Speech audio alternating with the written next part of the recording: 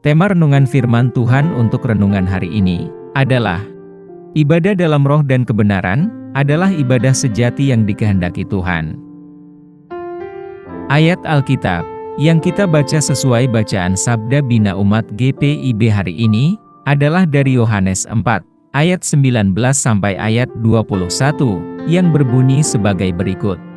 Kata perempuan itu kepadanya, "Tuhan, nyata sekarang padaku, bahwa engkau seorang nabi. Nenek moyang kami menyembah di atas gunung ini, tetapi kamu katakan, bahwa Yerusalemlah tempat orang menyembah."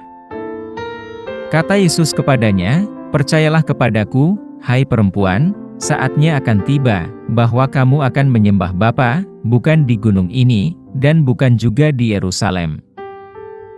Kamu menyembah apa yang tidak kamu kenal, kami menyembah apa yang kami kenal, sebab keselamatan datang dari bangsa Yahudi.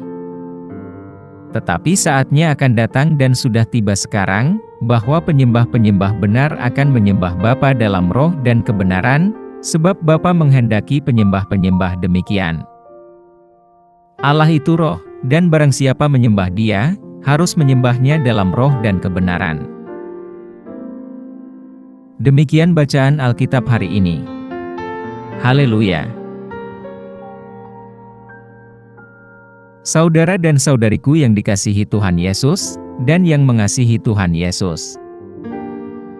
Dalam Yohanes 4, ayat 19 sampai ayat 21, kita menemukan percakapan singkat namun mendalam, antara Tuhan Yesus dan seorang perempuan Samaria di sebuah sumur.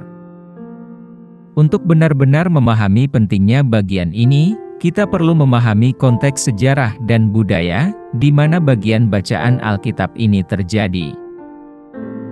Pada masa Yesus, terdapat permusuhan mendalam antara orang Yahudi dan orang Samaria. Orang Samaria adalah kelompok etnis campuran, yang menganut kepercayaan Yahudi versi mereka sendiri, yang memusatkan ibadah mereka di Gunung Gerizim, berbeda dengan tradisi Yahudi yang memusatkan ibadah mereka di Bait Allah, di Yerusalem.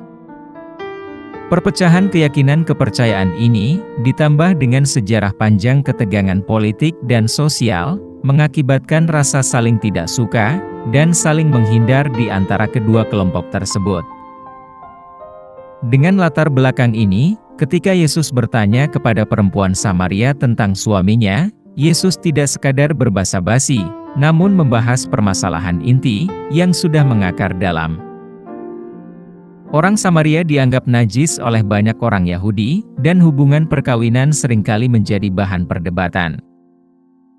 Dengan menelanjangi masa lalu perempuan itu, namun dengan lembut mengungkapkan situasinya, Yesus menyampaikan pemahamannya akan perjalanan rohani perempuan Samaria itu, dan niat Tuhan untuk mengatasi hambatan budaya dan agama, yang membuat pemisahan antar mereka.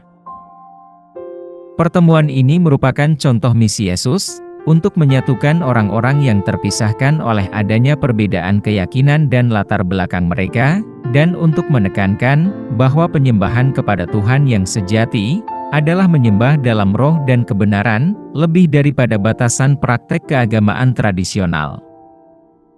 Hal ini mengingatkan kita akan pentingnya mendobrak hambatan yang ada, dan menjangkau orang lain dengan kasih dan pengertian, seperti yang Yesus lakukan terhadap perempuan Samaria, yang menunjukkan pesan persatuan dan spiritualitas yang abadi.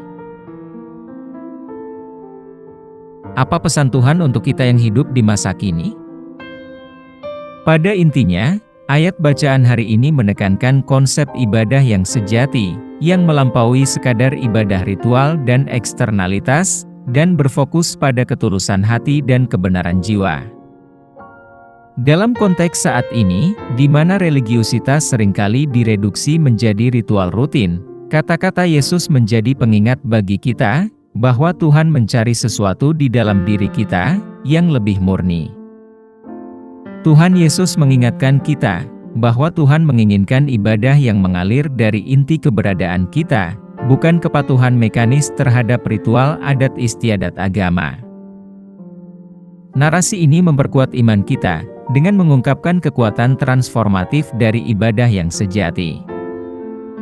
Percakapan perempuan Samaria dengan Yesus memberikan gambaran bahwa ketika kita membuka hati dan berhubungan dengan Tuhan secara jujur, maka hidup kita bisa diubahkan. Dalam kejujuran, kita akan menemukan penebusan dan berbagi pengalaman dengan komunitas kita, sehingga membuat banyak orang ikut beriman kepada Tuhan Yesus.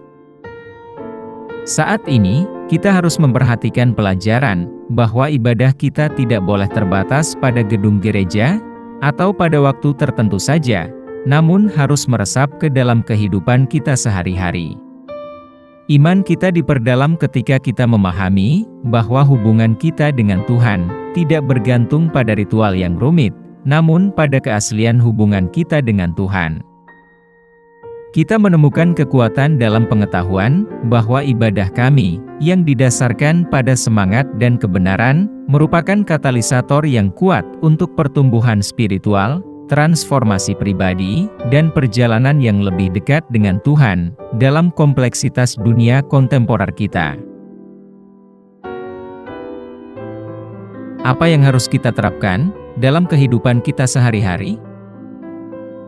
Biarlah ibadah kita menjadi ekspresi sejati cinta dan pengabdian kita kepada Tuhan, dengan fokus pada hubungan batin kita, daripada sekedar praktek ritual yang kehilangan makna. Kita harus menunjukkan transparansi dalam hubungan kita dengan Tuhan, kejujuran dalam doa dan dalam percakapan kita dengan Tuhan, mengakui kekurangan dan keterbatasan kita, serta memohon bimbingan dan pengampunannya. Turuti teladan Yesus dalam menjangkau orang lain, apapun latar belakang mereka, dan tingkatkan rasa persatuan dan komunitas dalam iman kita. Perluas ibadah kita, agar melampaui tembok gereja, menjadikannya bagian integral dari keberadaan kita sehari-hari, membimbing tindakan dan keputusan kita.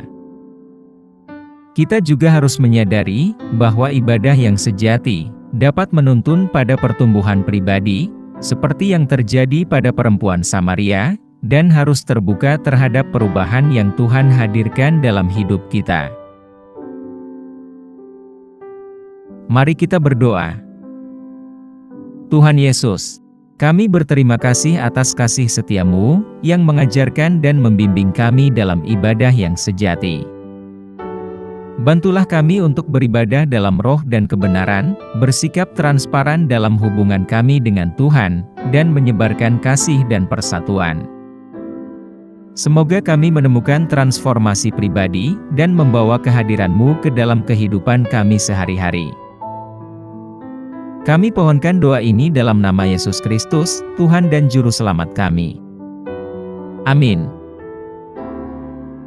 Kiranya Tuhan menguatkan kita, dan kasih karunia Tuhan Yesus menyertai kita.